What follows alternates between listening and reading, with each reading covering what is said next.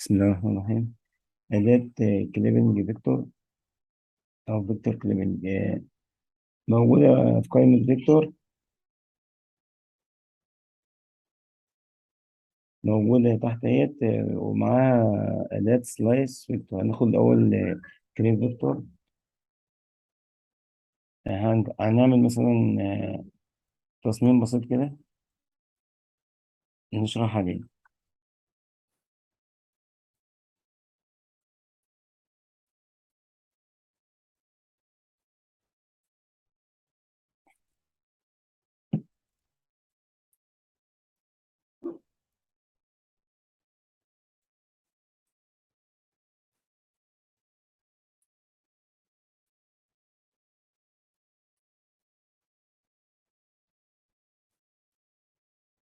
هنخليه في زيرو عشان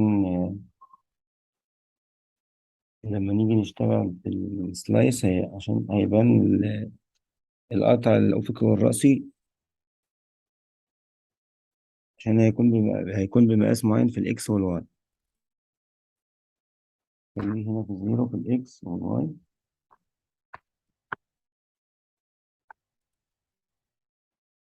يفضل إن إحنا نعمل جروب للشكل اللي إحنا هنتعامل معاه في الأرض. هنرسم مثلا شكل ثماني.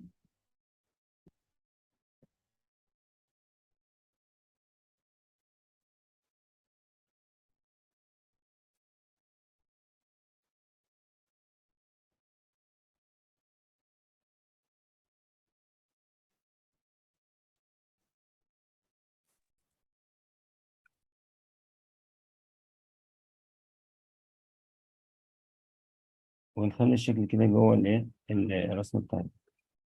طيب، هنرسم تاني خط ستريت دي كده.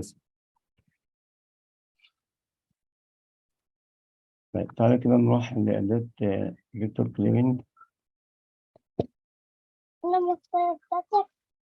خد كده الشكل اللي أنت عايز تقطع عليه،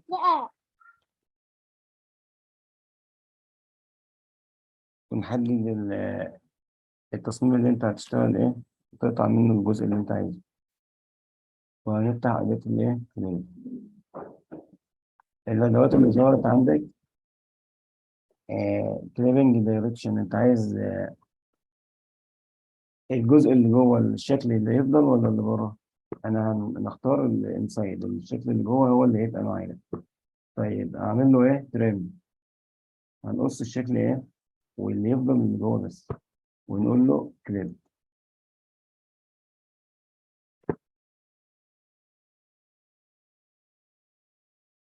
طيب إيه تاني من الخيارات اللي معانا؟ انا عايز بقى الشكل اللي بره هو اللي يكون معايا ايه موجود. نمسك الشكل هو الاول بعدين التصميم.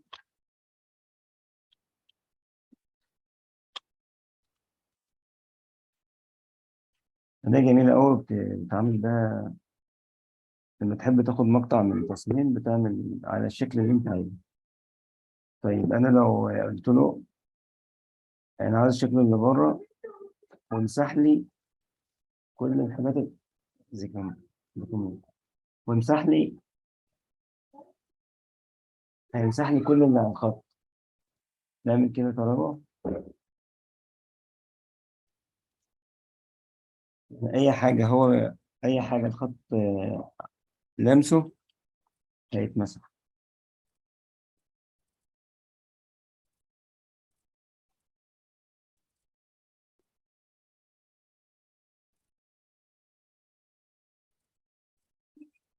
زي ما حضرتك شايف كده. طب لو انا قلت له انا عايز الجزء الداخلي واي حاجه الخط لامسها هيتشال. نسيت نحدد الشكل. شفت التصميم ونقول له لا. قطع كل اللي ايه، شيل كله ساب لي الجزء الداخلي واي حاجه على الشكل اللي انا بقطع عليه اتمسحت. طيب في اختيار تالت اللي هو ايه، سيب لي ايه ما تشيلش بقى، سيبه اللي موجود على الخط أو إيه، سواء لامس أو لا. بس احنا بنستخدم الأداة دي مع انسايد واوت سايد وترم. ده أفضل حاجة بالنسبة لي. أهلا أهلا.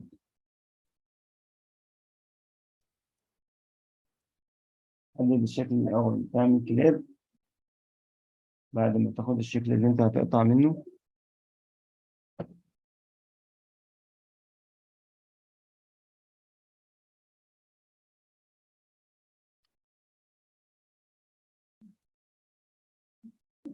طيب، ده بالنسبة لكليبنج فيكتور أو فيكتور كليبنج. حد يا جماعة عنده سؤال قبل ما ناخد السلايس؟ لا، واضحة الأمور. تمام. هو مش شرط احنا الأداة مش شرط احنا نعرف كل الاستخدامات بتاعتها، بناخد بس الحاجة اللي بتفيدنا في شغلنا. طيب، أداة سلايس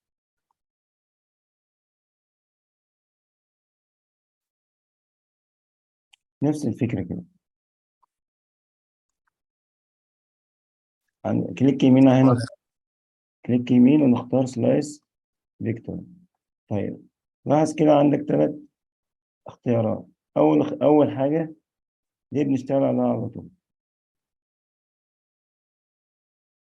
use last selected vector. آخر حاجة يعني اقطع لي الشكل ده اللي قدامي ده على آخر حاجة أنا محددها. يبقى أنا بختار الشكل الأول وبعدين بختار الشكل اللي أنا اللي أنا عايز التصميم يتقطع عليه. يعني أختار ده كده وبعدين أختار الشكل الثماني وهقول له اقطع لي، بس خلي الخطوط مفتوحة، اللي هو الحدود بتاعتي اللي بعد ما القطع يخلص يبقى الخطوط دي مفتوحة، اوبن فيكتور. ايه اللي حصل؟ خد بالك قطع قطع التصميم على الشكل اللي انا عامله. انا طبعا انا لو عايز اللي جوه اقوم محدد كده وناس عامل نفس الفكرة بس بطريقة تانية. طيب تعالى بص كده خد بالك هنا الخطوط اللي هنا بقت مفتوحة مش مغلقة. يعني ما قفليش الخطوط بعد ما اقطعها لان انا مختار كده. طيب ليه بختار الخط مفتوح؟ لان في الكلوز بيحصل حاجة مش منطقية، يعني التصميم بيبقى جزء منه بيتقطع. تعالى كده نجرب.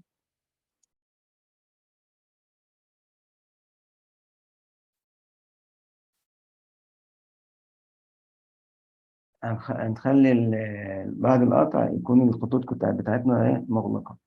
هنمسك الشكل وبعد كده الشكل اللي احنا عايزينه يتقطع عليه ونقول له سلايد. تمام. هنا بقى ظبط مفيش حاجة ضاعت. تمام.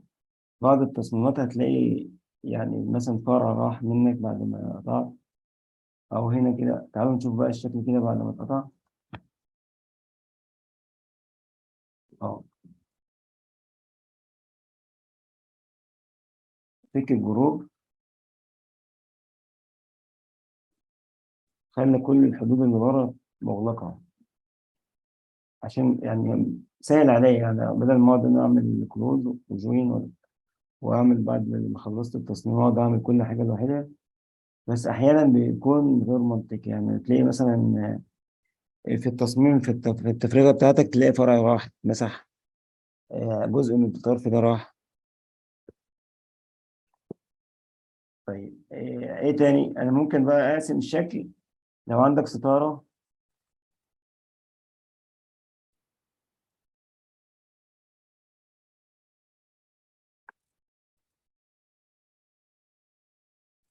لو عملنا مثلا كده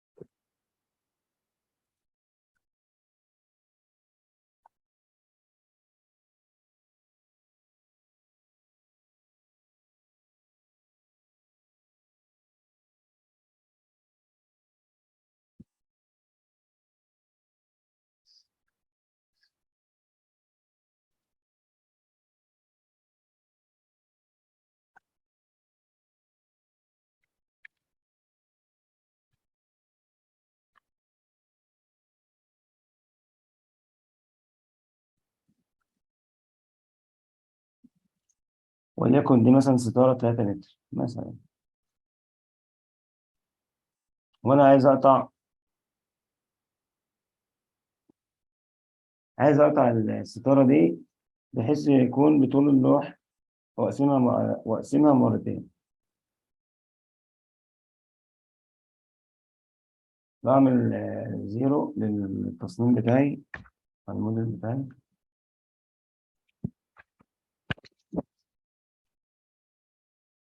مش عايز أعمل إيه؟ أنا عايز أقطع بالظبط بطول اللوح، يعني بحيث إن آخد المقطع ده ويبقى تحت معايا هنا. طبعا ده نعتبر دي ستارة، وأنت بقى مخلصها ومظبطها وهتجهزها بقى عشان البرمجة.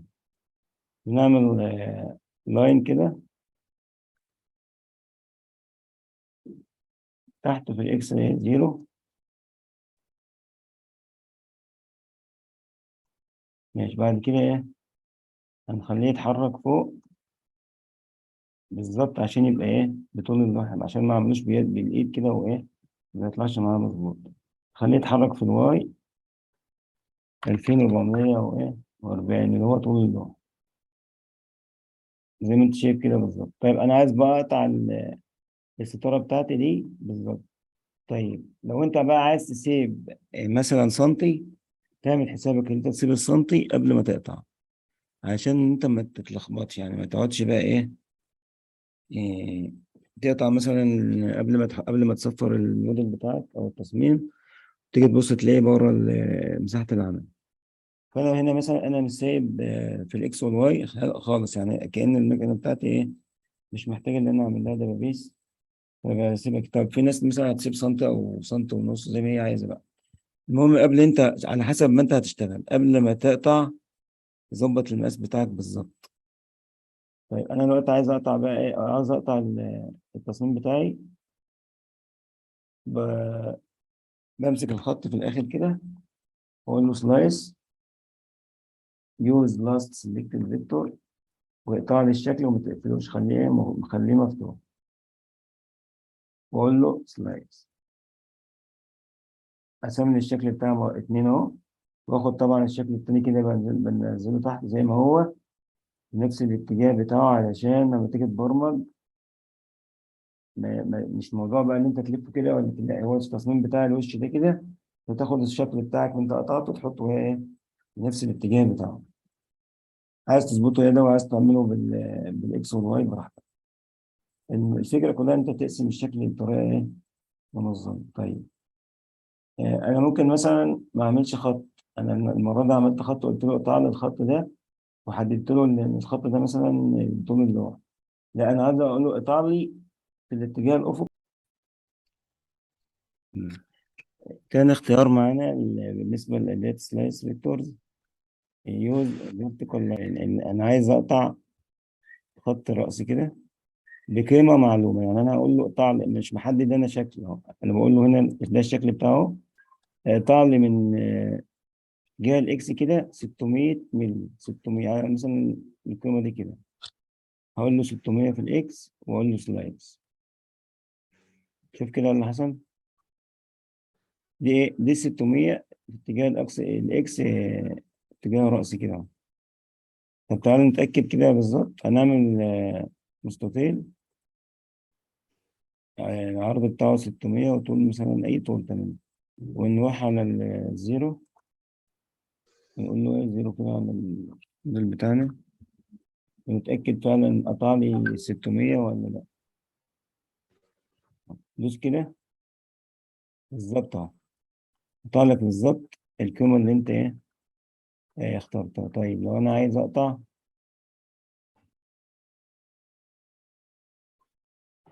أرجع تاني.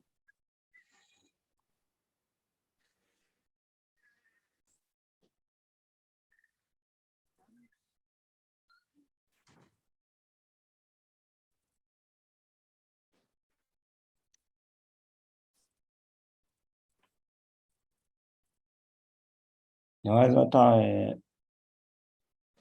الاختيار التالت اللي كان معانا هنا، لو أنا عايز أقطع هورزونتال كده وليكن مثلا 500، هقول له هكتب هنا في الواي 500 الارتفاع ده كده، واقول له ايه سلايس. هطلع لك هنا القيمة بتاعتك. اتأكد كده برضه، ارسم مستطيل ارتفاعه 500.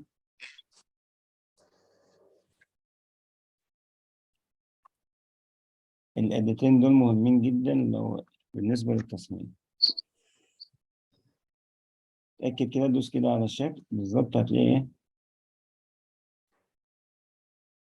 ايه. سوري، ده 400. انا كنت عامل ده 400، هنخليه 500 بالظبط.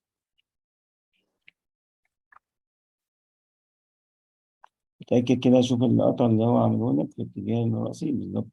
تمام. لو في حاجة في الاديتين دول ممكن نعيدهم تاني.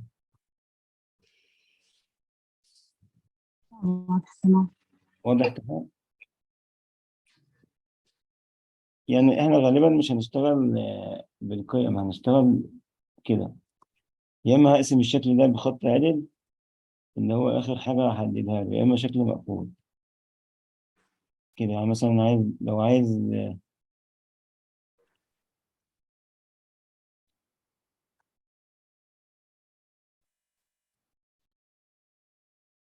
ده مثلا قلب، نروح على النود ونعمل ايه شكل القلب.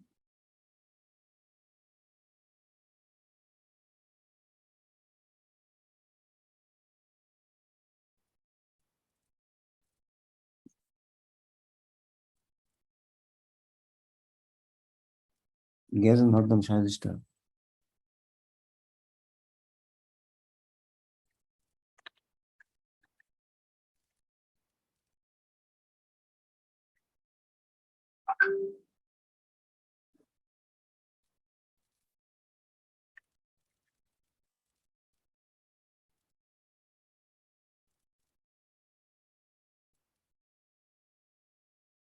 ندوس الت،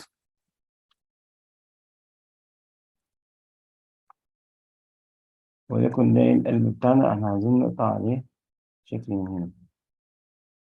كبر شويه.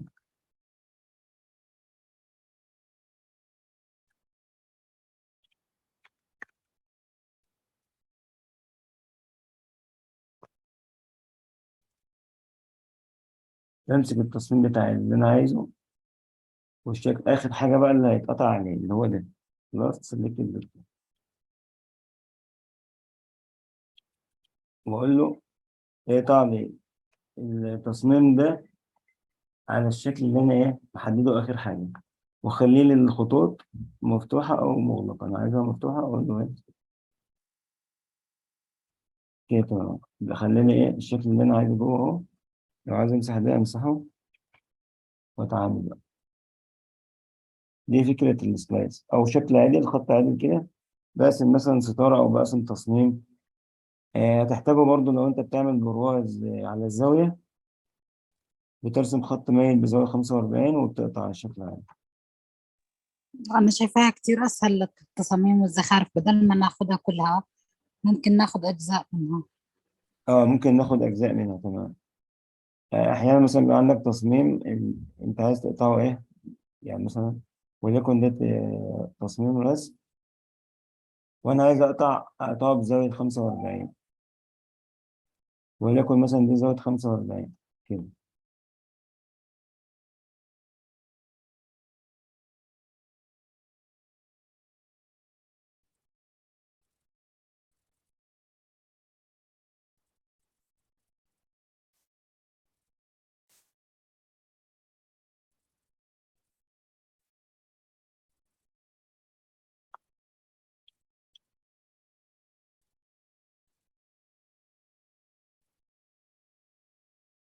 ما خرجتش من الاوفست سوري.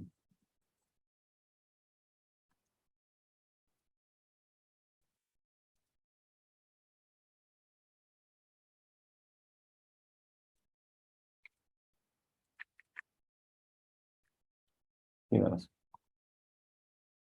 مش هيبان هنا اكتر.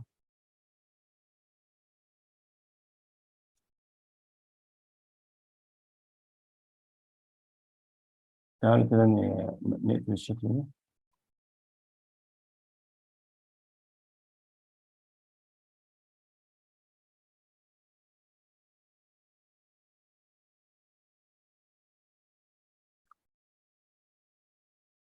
هو من الفيلم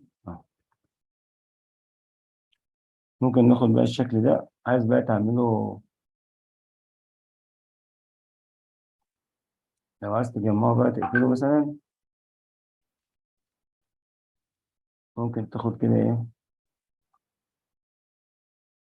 تعمل له مرة على اللاين،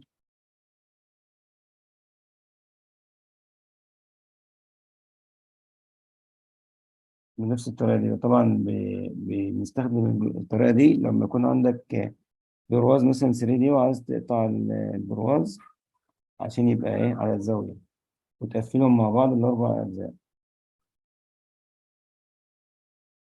في حاجة في الجزء ده يا باشمهندسين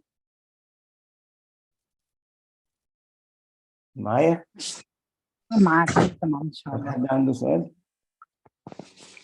لا لحد الآن تمام آه. الحمد لله واضح ماشي الأمور. تمام. مع حضرتك يا هندسة. ماشي يا باشمهندس محمد. طيب تعالى بقى هناخد جزء كده اللي هو اللاير، عشان الجزء ده مهم أوي في سواء في ال 2D أو في ال 3D. طبعا هنا اللون ما اتمسحش عشان إيه؟ كده يبقى بنتعامل مع لون في قائمة البيتماب، قائمة كلير بتوع. طيب عندك هنا اللاير دي مهم جدا، سواء في الفيكتورز أو إيه، أو في البيت ماب أو في الريلي. أنا عندي مثلا هنا في الفيكتور بتاعنا، هنعتبر إن الطبقات دي أو اللايرز دي كراسة رسم حضرتك ترسم فيها. لو أنا رسمت مثلا تصميمين في ورقة واحدة، لو رسمت تصميمين في ورقة واحدة وحبيت إن أنا مثلا أحذف تصميم الاثنين، أي حاجة بتتم على التصميم في نفس الصفحة دي بيتم عليه. يعني لو أنا مثلا مسحت، خاصة في 3D. طيب لو أنا مثلا عايز، أنا رسمت 4 تصميمات على ورقة واحدة وعايز أمسح اتنين أو أعمل سكيل لحاجة موجودة على الطبقة دي، فهيتعمل كله كجزء واحد. فأنا بستخدم اللايرز عشان لما أجي مثلا وأنا ببني 3D، أنا محتاج شكل أعلى من التاني أو شكل مثلا تخنته أقل شوية، فبرسم كل جزء على لاير، بحيث إن أنا لما أجي أحتاج إن أنا أعمل سكيل أو أعلي التخانة أو أقللها ببقى براحتي.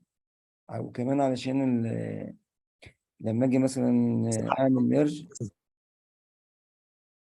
أو أعمل مثلا آد أو أعمل على حسب بقى العلاقة اللي موجودة. طب بالنسبة بقى لل 2D، أنا مثلا هرسم مثلا مربع على الإيه، على اللاير ده. تمام. اللاير اللي أنا واقف عليه اللي هي الديفولت بتاعتي. عندي الإمكانية إن أنا أسمي اللاير أو أضيف لاير جديد من الزائد. أول ما بتاع فيكتور 1 أنا ممكن أعمل إيه، أسميه، أغير هنا الاسم بتاعه. دي أول حاجة، أسميه مثلا إيه، رسم هندسي مثلا، سوري، رسم هندسي. يبقى اللاير اللي أنا واقف معاه بياخد شكل اللون الأصفر ده. يعني ده معناه إن اللاير رقم 1 ده اللي هو اسمه رسم هندسي هو اللي إيه، النشط. طيب إيه الأدوات اللي موجودة في اللاير؟ ممكن أضيف لاير من هنا، ممكن أفتح أعمل إمبورت لتصميم أنا عملته قبل كده، أحفظ الدي إكس إف اللي هو إكسبورت، أحدد العناصر اللي موجودة كلها في اللاير زي كده. أنا واقف على ده مفيش عليها حاجة، اللي أنا واقف على الديفولت هنا زي كده. يعني معنى كده إن أنا عشان أحدد أو أشتغل على اللاير لازم إن أنا أختارها كده أو أنشطها. طيب هرسم كمان، هرسم حاجة في الإيه، في الرسم الهندسي، هرسم دايرة كده، الرسم فوق بعضه. طيب أعمل كمان لاير وأسميه إيه، أسميه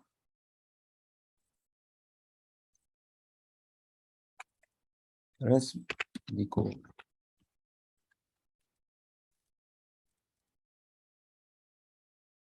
طيب وهرسم إيه، أنا كده واقف هنا مفيش أي حاجة خالص. طيب هرسم كمان على حاجة في الرسم الديكور ده، هرسم شكل ثنائي. ماشي. لما أحب أضيف لاير بدوس على حرف الزائد. طب أنا عايز أخفي كل اللايرات، هدوس على اللمبات اللي فوق دي. لو عايز أرجع كل اللايرات تاني، طيب عايز أختار بس لاير واحد، أطفي كل اللايرات دي كده، وأختار مثلا عايز العادي، الرسم اللي أنا رسمته الأولاني المربع. طب أنا مش عايز ده، عايز الرسم الهندسي، وعايز رسم الديكور. طيب في حاجة تانية، أنا دلوقتي لو أنا عايز أدوس على اللاير اللي أنا عايزه وأثبته بحيث إن أنا لما أجي أشتغل عليه ما يجريش اللاير التاني، أدوس كليك يمين على اللاير اللي أنا عايزه. يعني أنا مثلا هطفي دول كلهم كده. لو دوست على رسم الديكور كليك يمين، هو ده بس اللي موجود معايا. لو رحت تحت، لو جيت أشتغل على حاجة تانية مش هيجيلي اللايرات كلها، زي ما أجي أعمل جروب أو مثلا أنتقل من لاير للاير. طيب إيه تاني ممكن أعمله في الليارات؟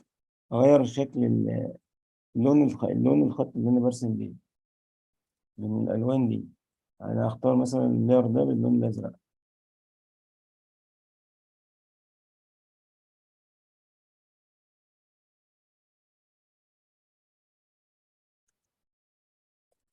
اللون بقى لون أزرق أهو. طيب اللي عايز رسم الديكور يبقى باللون الأخضر.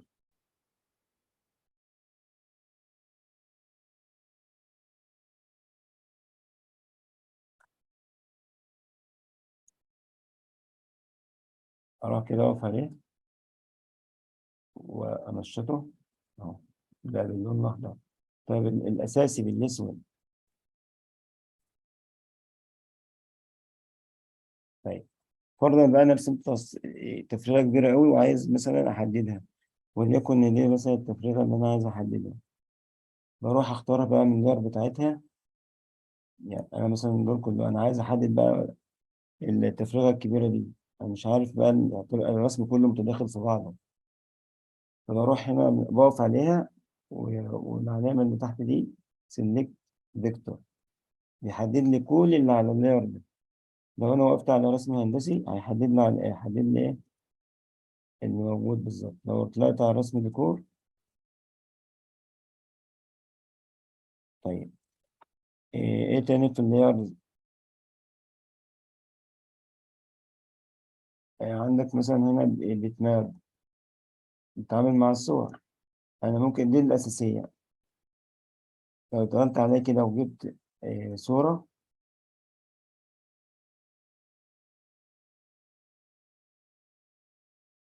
دي موجودة هنا دلوقتي. طب عايز أضيف واحدة كمان.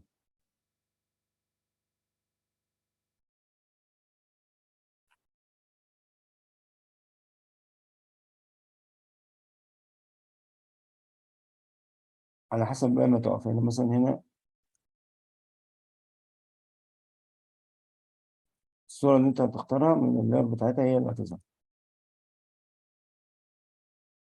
طيب عايز أحذف الليرات كلها اتحذفت ما عدا الديفولت. يعني خد بالك، كل الليرات اللي أنا عملتها لازم يكون في لير أساسية.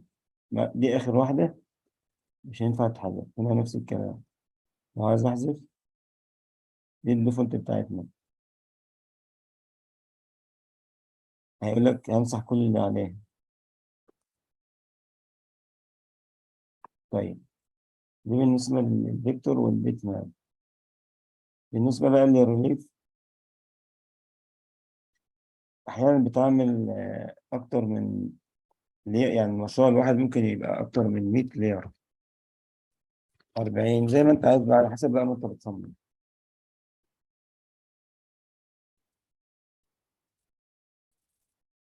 هنعمل كده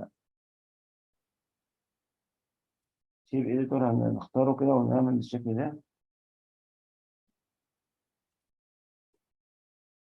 دلوقتي أنا رسمت شكل على لير، تمام.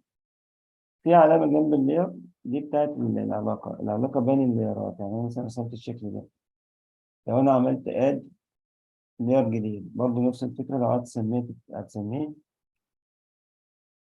مثلا واحد. طيب هنا العلاقة زائد معناها إيه؟ آد. طب أنا عايز سبتراكت على حسب ميرج هاي اللي هو ده. أكتر حاجة بنستخدمها ميرج هاي وآد. لو أنا عملت على اللير التانية ده كده اللي هي رقم واحد، عملت مثلا دايرة بس نخليها فوق عشان تبان أكتر.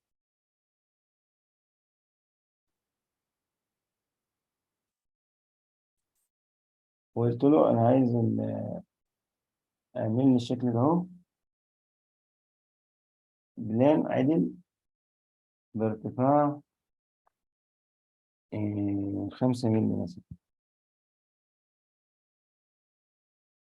والعلاقة هنا خد بالك من العلاقات دي، يعني نضيفه لها على الشكل.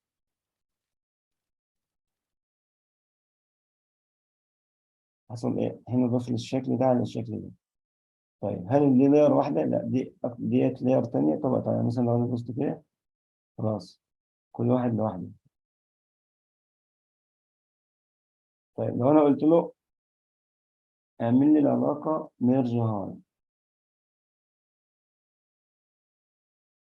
خليها لي ميرج هاي ده، راح فين الشكل؟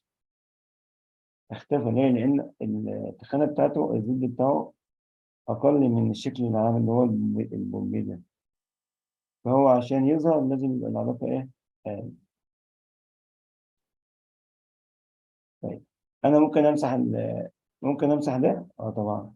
لا كده. طيب طب خلينا أقف على الأصل كده وأعمل تاني إيه؟ الشكل. وبرضه أقول له آد وأخليه إيه؟ على نفس اللي اللي حصل. هو بياخد شكل الدائرة بالظبط. طيب خلينا نختم الدائرة دي كده. أنا عايز دلوقتي أكبر عايز أعمل أنا عامل 5 مللي دول في الدائرة، عايز أخليها 10. سكيل سكيل ريت. لو جيت هنا أكبر أقول له مثلا أنا عايز ب 100 مللي. إيه اللي حصل؟ اتعامل مع الطبقة كلها، كل اللي على الطبقة اتعامل معاه، بس أنا عايز ده بس. طب عشان أنا أختار ده بس لازم يكون على إيه؟ طبقة واحدة. دي بقى الفكرة بتاعت الليرات. طبعا جزء 3 دي هناخده إن شاء الله في الكورس اللي جاي. بس أنا حبيت بس أوريكم بس الإيه؟ الجزء بتاع اللايرز. طيب وليكن مثلا أنا عملت هنا في اللاير ده تصميم سوري. هعمل اد للروت كمان لللاير تاني، وهرسم شكل تاني.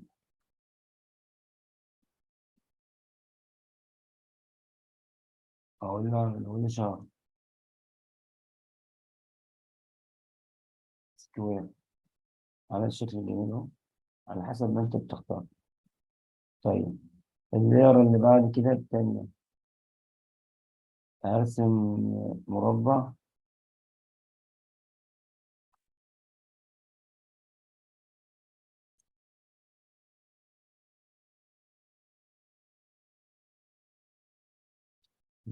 ده عندي تلات لايرات عليها 3 تصميمات. طيب أنا دلوقتي عايز أعمل إيه؟ عايز أعمل سيف لكل الأشكال دي. خد بالك الطبقة النشطة هي اللي إيه؟ باللون الأصفر ده، يعني أنا واقف هنا أي حاجة هتتم عليها. فأنا دلوقتي واقف على اللي هي رقم كام؟ 2 اللي موجود في كده.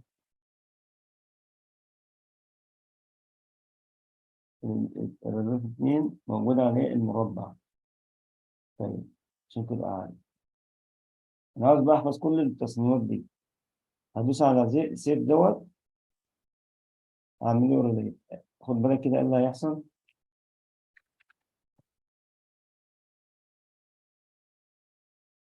المفروض أنا فاكر إن هم اتحفظوا. اللي اتحفظ إيه بالظبط هنا؟ اللي أنت واقف عليه بس. تعالى كده نشوف.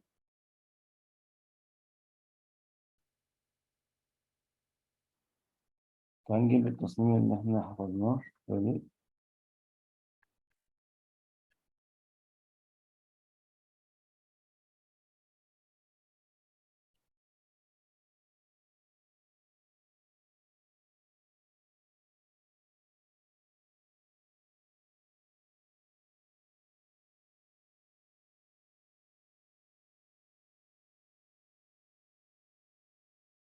مش ده شيء. انا شايفنا بأرقام مش كده؟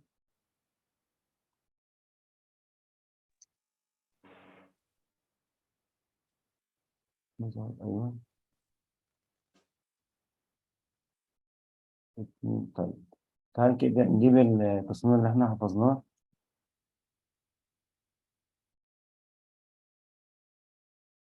في الديسكتوب عادي تمام.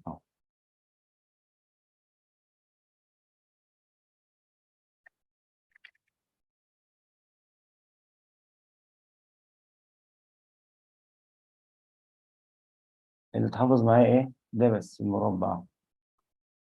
أهو. طيب امال بقى عشان احفظ كل التصميمات ده اعمل ايه؟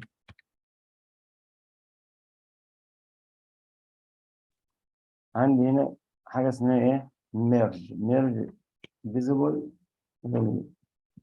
احفظ لي كل الميارات اللي ظاهرة قدامك دي، المرئية مش المخفية. يعني أنا دلوقتي لو عملت ميرج التلاتة دول هيبقوا كلهم على لير واحدة وهيتحفظوا. هعمل ميرج كده، هتلاقي مكتوب فوق ميرج لير. خلاص اطفي كله كده وافتح الميرج اللي احنا عملناه. هو ده بقى التصميم النهائي، بيبقى على لير واحدة. لازم عشان أدخله على الفول باس والجي كود لازم يبقى إيه؟ تصميم واحد وملف واحد. تمام. ده بالنسبة للإعراب. إيه، صعبة ولا سهلة؟ يعني بتوقع شوية متابعة ممكن تظبطها، يعني أنا صراحة مستصعبة شوية. هو الفكرة كلها بس هو إن إحنا بعد ما بنرسم التصميم على كل طبقة لوحدها بنعمل لهم ميرج عشان لما نيجي نحفظه بقى علشان إيه؟ ندخله بقى على الجي كود.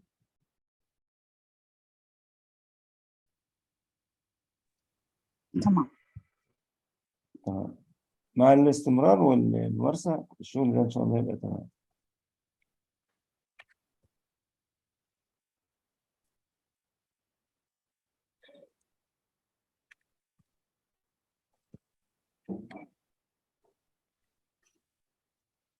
طيب هناخد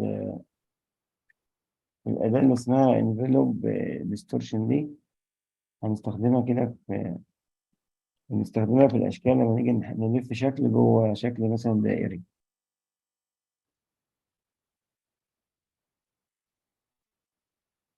هو باختصار الأداة مثلا لو إحنا عندنا شكل 3D، لو اخترنا كده مثلا شكل المكتبة،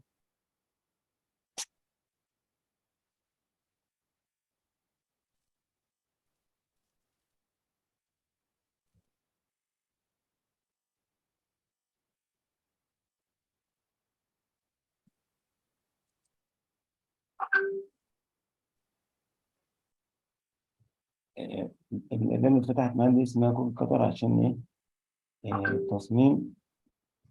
لما بنيجي نختار شكل عشان يبقى لاين مع كأنه بالظبط. تقولي عشان أحرك وأغير زي ما أنا عايز كده. أداة جميلة أوي موجودة في 2018 من أول 2017، مش موجودة في 2008. طيب أدخل بقى على الانفلوب. هي اسمها أداة تشويه. أنا مثلا هنا بالنسبة للزد سكيلنج دي، يعني بعد ما مهما تغير هحافظ لك على الزد التخانة بتاعتك. عايز تعلي تخليها متوسط أعلى، بس ده مش الجزء بتاعنا.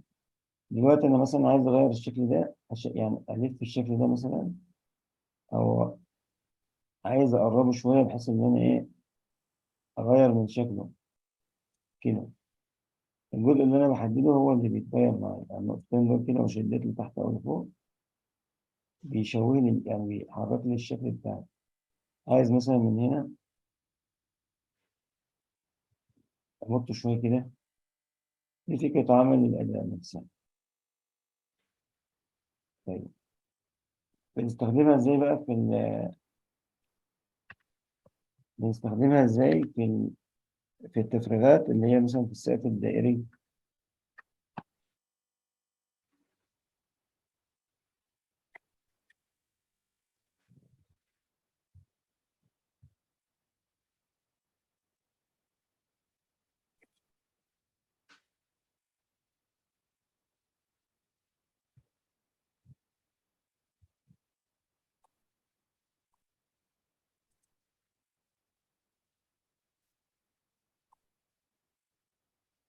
أنا مثلا عندي إيه، شكل نص دايرة كده.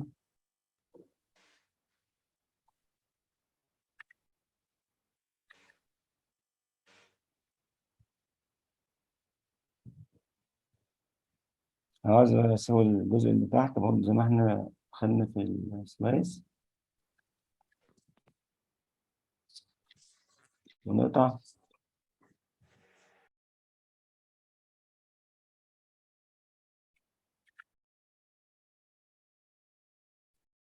طيب أنا عايز الشكل اللي أنا هرسمه يلف على الناحية دي كده.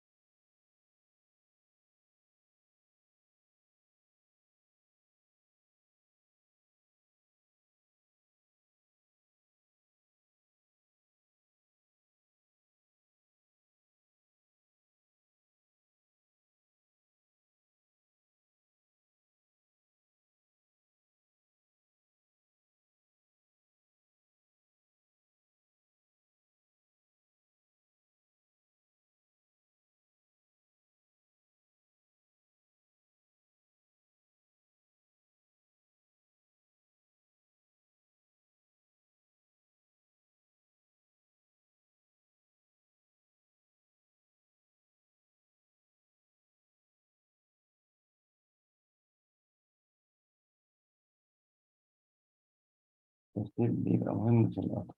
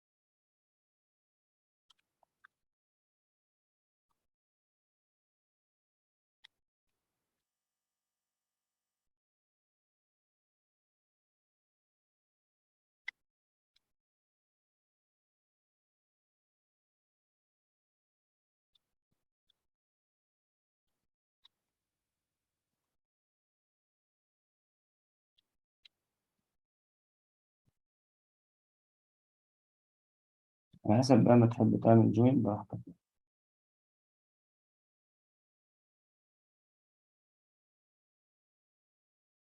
طيب احنا عشان ما بنقعدش نعمل نفس الكلام ممكن ناخد ايه؟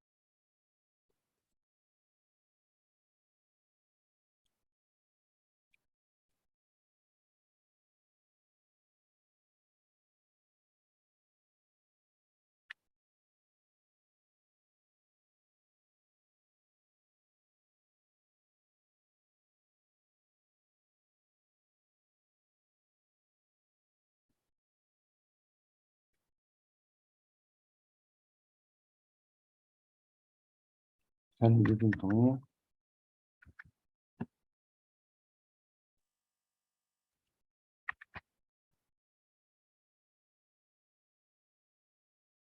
1000 ونص عشان يبقى قيمة معلومة يعني،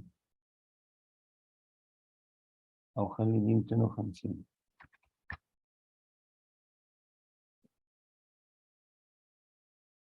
ده طول الشكل بتاعي 1000 ونص.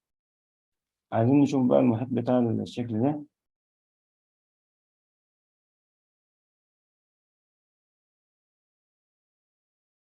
1993. المفروض ده يكون إيه؟ يعني مناسب للمحيط بتاع الشكل اللي أنا هلف عليه التصميم بتاعي. طب نجرب كده.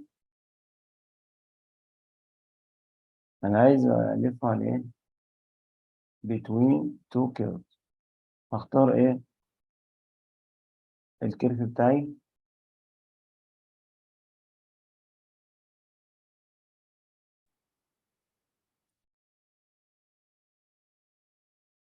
وأقول التصميم ده بتاعي زي ما أنت شايف كده إيه؟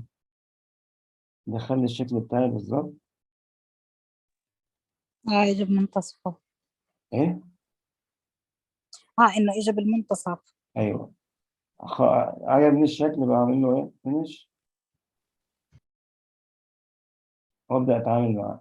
ممكن بعد كده بقى أعمل أوفست للخطين.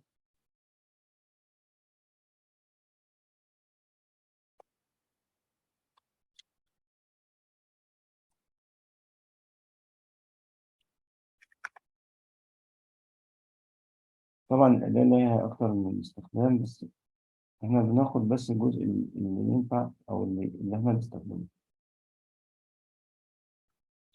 أنا هعمل بس إيه؟ هعمل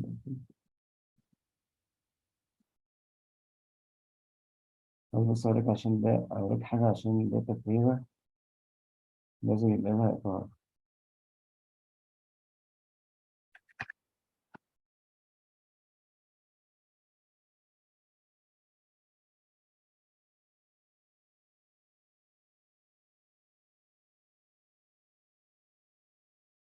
نسيت.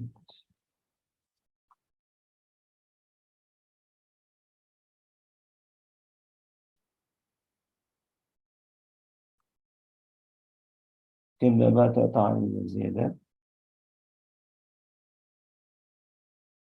ممكن ناخد ده، ناخد كل الشكل ده كده،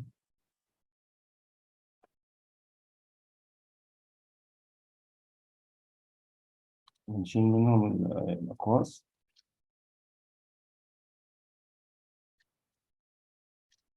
نعمل جروب، نقطع إيه،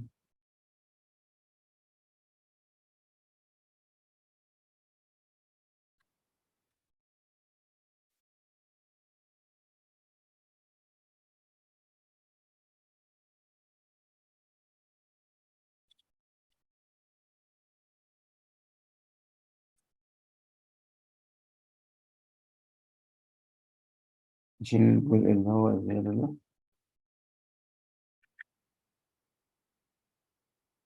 نخلص بقى نشيل بقى الجروب كده،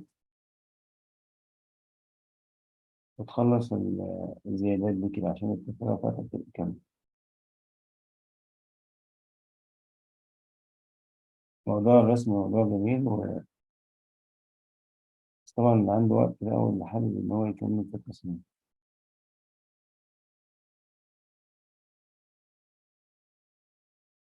ولو أنت هتشتغل برمجة بس، لازم تكون أكتف جدا في أدوات الرسم بتاعتك، لأن أنت هتحتاج تعدل كتير، وهتشيل نقط، وهتحط وهتعدل خطوط. تمام يا هندسة. بعد كده هتخلص طبعا الزيادات بتاعتك وهتعمل جوين. هنيجي بقى للجزء الأخير لو أنت هتتعامل معاه، لأنه ده بس. هتحاول بقى إن أنت تاخد نسخة من الخط ده كده مثلا،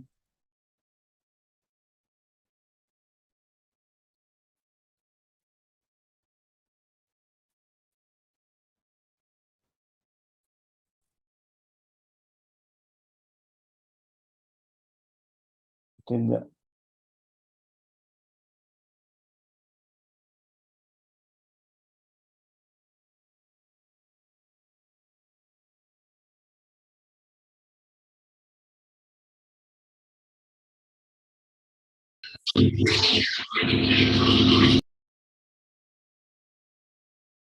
بالشكل ده كده. طيب حبيت إن أنت ممكن تاخد، أنت اشتغلت هنا وخلصت، ممكن أقسم التصميم تاني كده،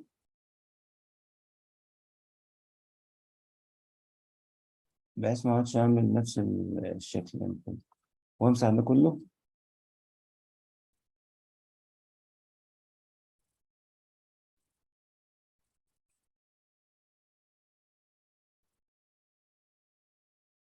دايما تاخدها قاعدة عامة، تشتغل في جزء ربع نص على حسب التصميم بتاعك. وقبل ما تعمل ميرور، تكشف عن الشكل اللي معاك ده بالظبط عن طريق فيكتور دكتور. لو ممكن يكون مثلا في خطوط راكبة على بعض، نقط زيادة. طيب أنا دلوقتي هنعمل إيه أول؟ عايزين نشوف كده الشكل المفتوح جوين. عندي كذا حاجة، إيه، كم نقطة مفتوحين؟ 21. كده الشكل باظ خلاص، مش هينفع معانا ده. طيب نروح كده فيكتور دكتور، ونقول له إيه، identify. عندك كل الأشكال دي، العلامات الصغيرة ديت مفتوحة، يعني ده بس إيه، أهو. شوف كل ده مفتوح، خطوط مفتوحة. طب نخلص الشكل الأول.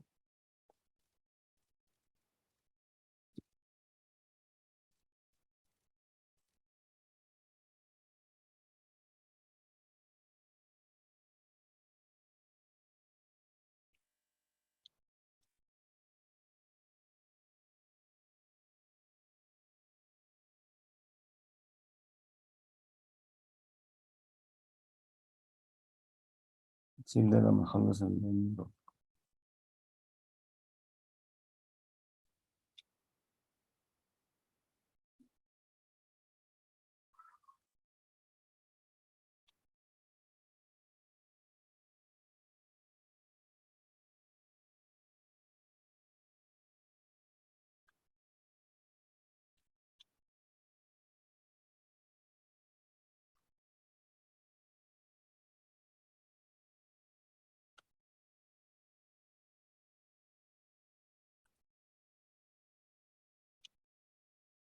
هو ده بالنسبة لك هيبقى مرهق شوية، بس مع الشغل هيبقى تمام.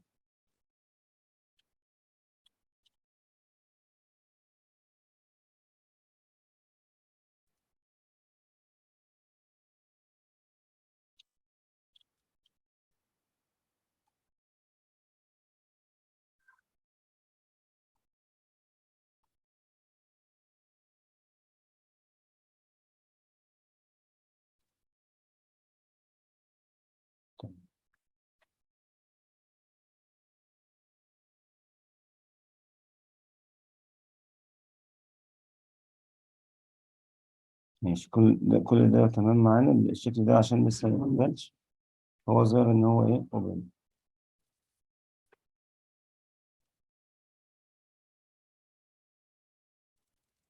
ناخد بقى من الشكل التاني.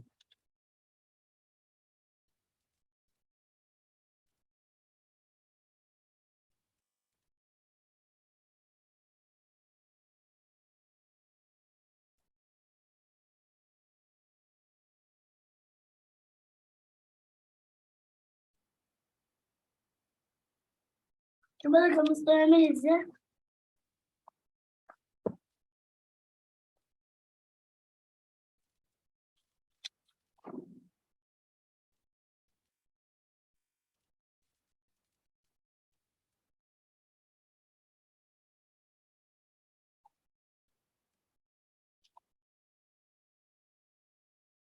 بص معايا.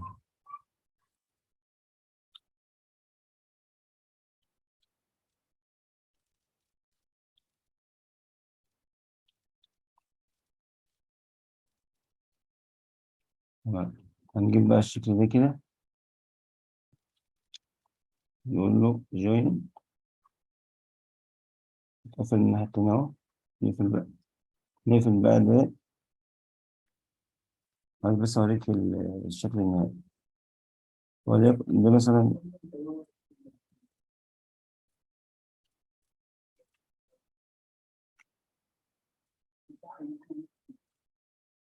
هنلف ده بزاوية 90 عشان نشوف اللون.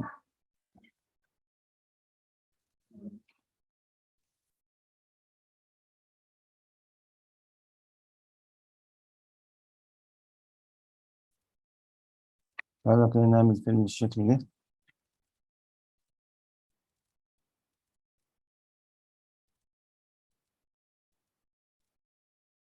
تمام، انت كده ايه؟ هنا في مشكلة ليه؟ عشان انا ما قفلتش الجزء ده.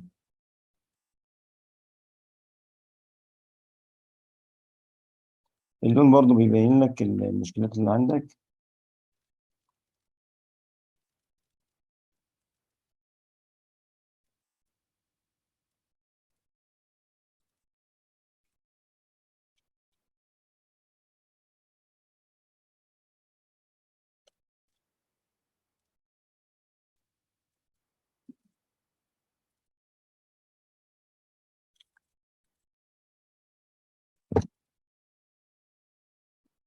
هات كده فيكتور دكتور تاني،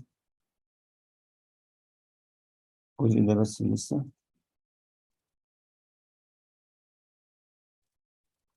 اوبن، ما عادش فيه خالص. كده الشكل بتاعه تمام. ممكن نعمل سكيل.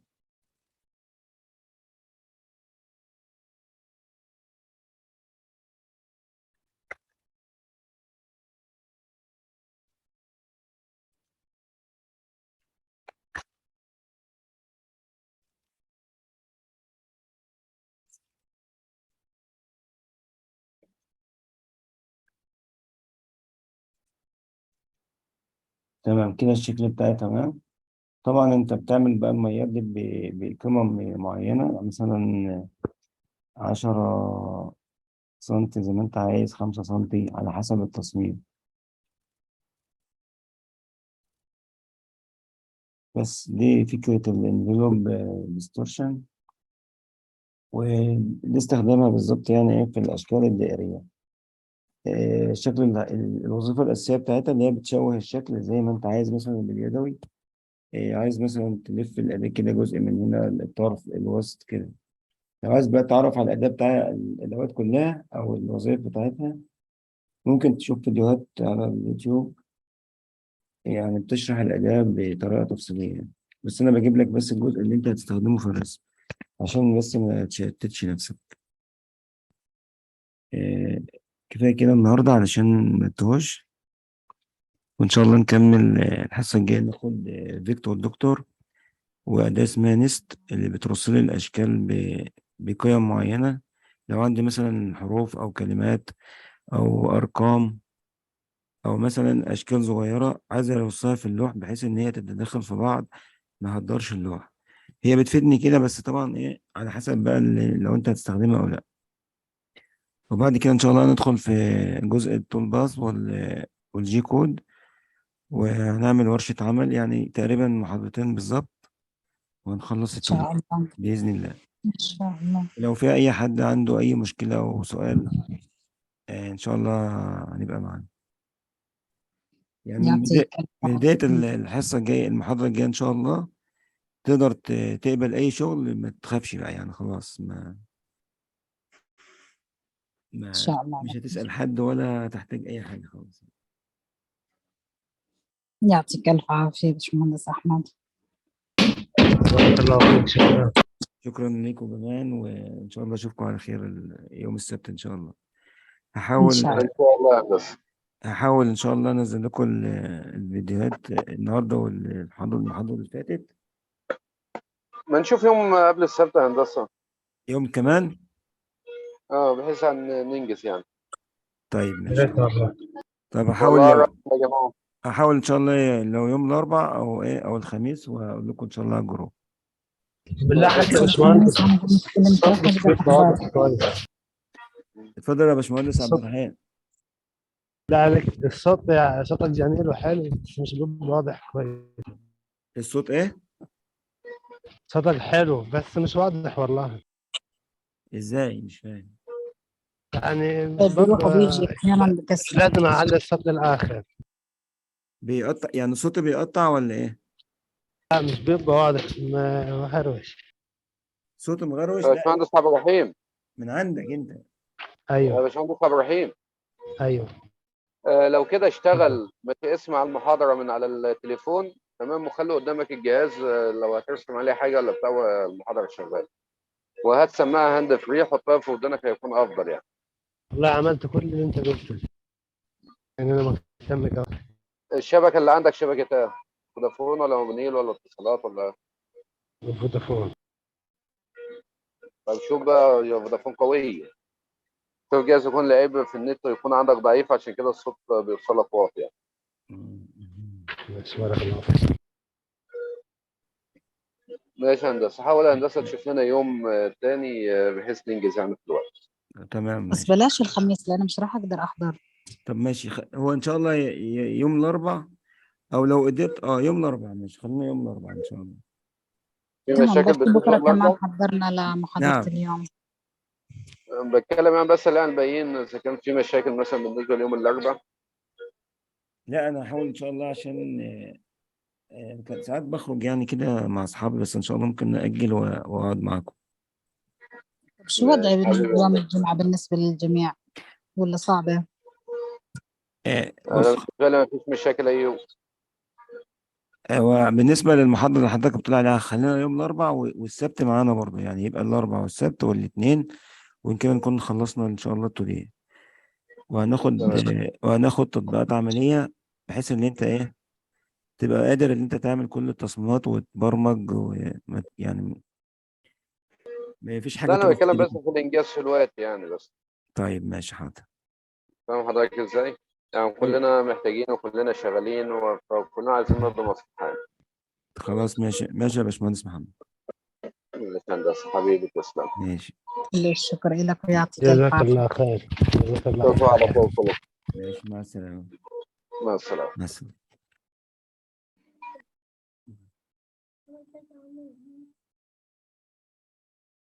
ماشي مستني بس ليش صوتك طلع.